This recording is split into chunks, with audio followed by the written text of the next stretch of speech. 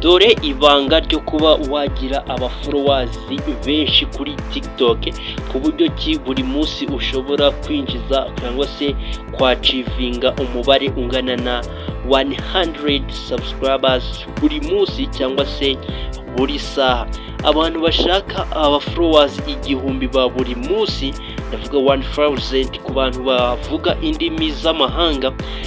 Ibyo birashoboka cyane, ngira ngo benshi bagiye babibereka gusa bakabereka uburyo butari bwo.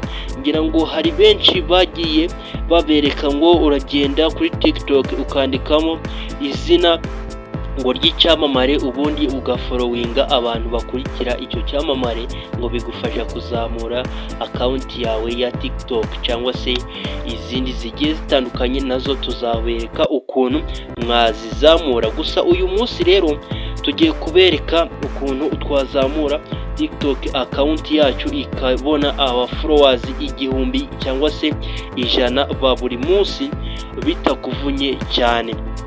Nanone kandi umuntu wifuza ko tuzamugerera no kuri IG azahamagare ahangaha cyangwa se yandike muri comment, ubundi tubimukorere vuba vuba 5 kuri 5.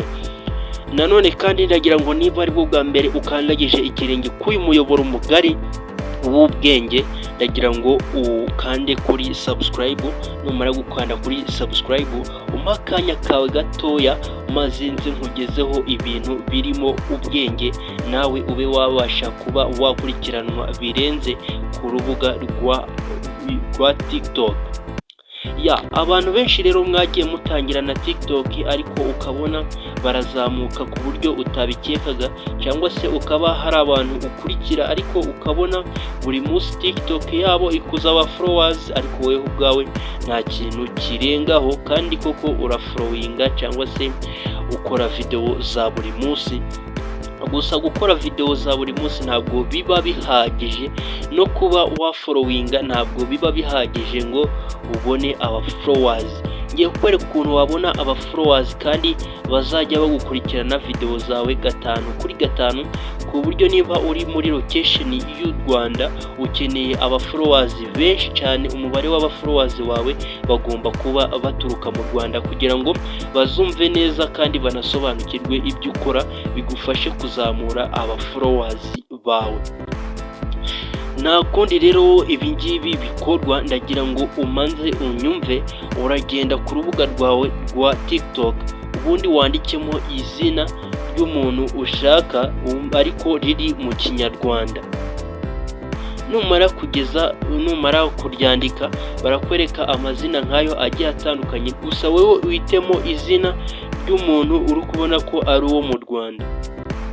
Numara kuba warihitamo urahita ukora iki? Urahita ufata uwo muntu umufollowinge, barahita bakwereka abandi bose bagiye bamufollowinga, nabo ubafollowinge mpaka TikTok ikubwiye ati aba bantu ntabwo wemerewe kubarenza.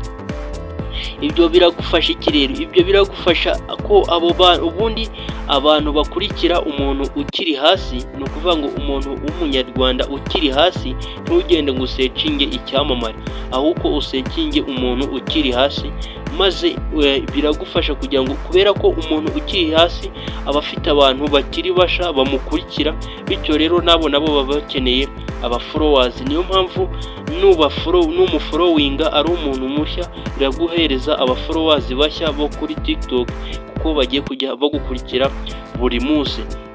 Naho niwandikamo icyamamare urasanga n'ubundi ari ibyamamare byabanje ugufollowinga, kandi buriya icyamamare ntabwo cyagukorera flowback. Niyo mpamvu abantu benshi bakoreshaga ikintu cyo kwandika izina ry'icyamamare, ntabwo byakunda kubera ko icyamamare kiba gifite abagifollowinze barenze 5, kandi abo bose ugasanga nta numwe yigeze asubiza.